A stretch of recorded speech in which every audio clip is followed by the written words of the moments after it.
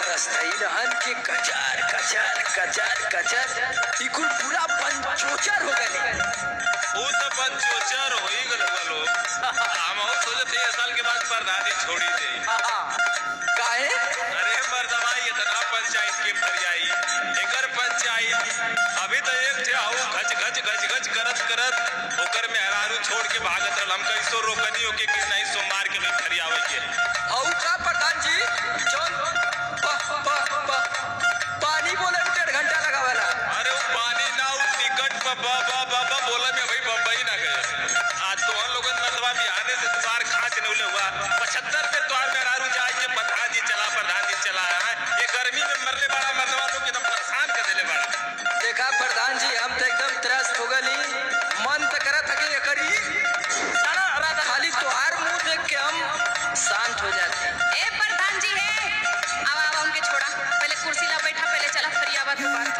हां तो पूरा गांव में नाव कइले बड़े का करी जिनकी तो जवान भाई ले हम तो के कहा हां 6 महीना बुलावत एक दिन ही बा। कहां पढ़ले हो? महावीर इंटर कॉलेज पहाड़पुर का करबा हो। ये मेरा तो रे तब का तो आ रही है। बात अभी बची कहां भागी? अरे कहानी बहुत लंबा है बताई तो जानला कि कुर्ता सूता तोरो यही फराई जाए। अच्छा तो बहुत गर्मी है जल्दी बतावा जला अभी हमके निकले के है। हाँ चला इस समस्या सुना पहले। आए तनी जे पहना ले रे प्रधान जी के पहना दे प्रधान जी के पहना दे।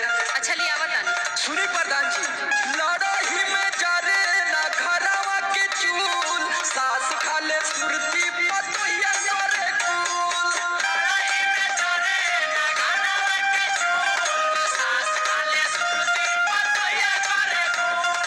लड़ाई में जा रे ना घरवा के चूल सास खा ले सुरती पतोहिया करे कुल। अबे में हमार कौन गलती हो प्रधान जी?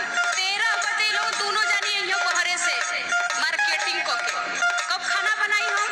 अच्छा ये बताएं प्रधान जी कि हमने के मार्केट ना जाए जाई अब काम धंधा ना कर जाई थी कैसे आई बतावा? अरे वो तो ठीक बा सहुरवा सुनाए प्रधान जी। का कोनो खराब है का सब? सुनो तो सुनाला कैसे जराई ये मुखिया जी चूल बाप बेटा दोनों रहेल पिके फूल। कैसे जराई ये मुखिया जी चूल बाप बेटा दोनों रहेल पिके फूल। जाता ये 10 बजे के बना के खियाई ला। हम ज्यादा अच्छा ये बतावा प्रधान जी हम देखिला कि कबो ई दुअरवा के कोनवा गुल करेले कबो घरवा में देखिला अंदरवा वाले रूमवा में जाके करेले कबो छतरे पे कबो देखिला कि पिछवरवो जाके गुल करेले। यही जब सीखले वही को दुनिया भर का मनोज का फौजी जो ना है हाँ जो ढोलकिया बजावा ना हो ना उतरा करता रह दीपा वो देखिला बड़ी कर्रा करले उसकी आजकल ही नहीं के साथे देखत थी कि कर ज्यादा बनत है। और सुना प्रधान जी इनहन का कि चाइन खाली दिन में थोड़ी होला रात में गुलथरिया पलटी कराई पहसूल हसुआ कुल न चलावनी पटके नि कुल। अरे मर्डर कह दे कुल। हां ये लोग तो बहुत ठीक हवन आवा ना तो बकर बकर करे ना दिमाग खराब कर देवन। ये नाम कमाया तो का करी हो? नाम कमा 4 गांव में द्वार अल्लाह हो 4 गांव में हल्ला लोग के कर्तव्य से ना हो इहा लोग करबे करे ना। अरे कर बस चला ना प्रधान जी ई कुले उल्ला दरुओ पावत कटक जाई। ए प्रधान जी हमर दांत दुखला तो गुन्ना करी। ला ई सुना मरले पाथरिया चलाई के मरले पाथरिया चलाई के मरले पाथरिया चलाई के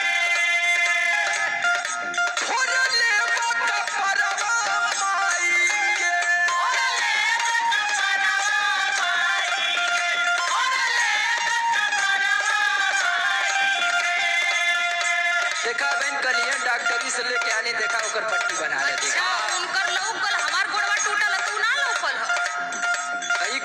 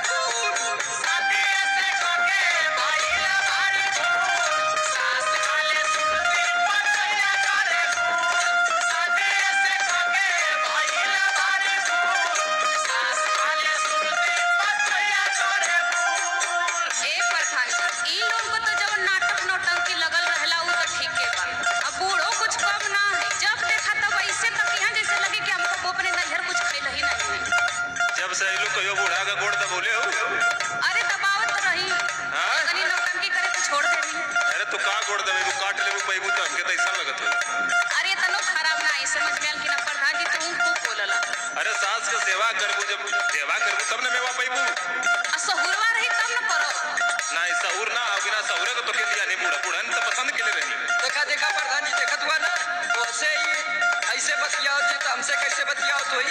अरे तू का बतीबा हो, सुनाओ प्रधान जी। तू कम बोला बाबू। पी के राती का दारू तू कह जाने का भट्टी फोड़ दे ले हुआ। हाँ कंप्लेन गया भाई विपत बढ़िया रे।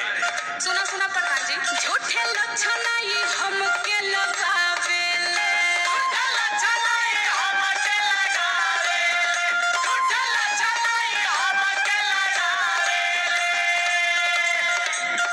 दूध दहिया पतोहिया चोरावे ले, दूध दहिया पतोहिया चोरावे ले, दूध दहिया पतोहिया चोरावे ले।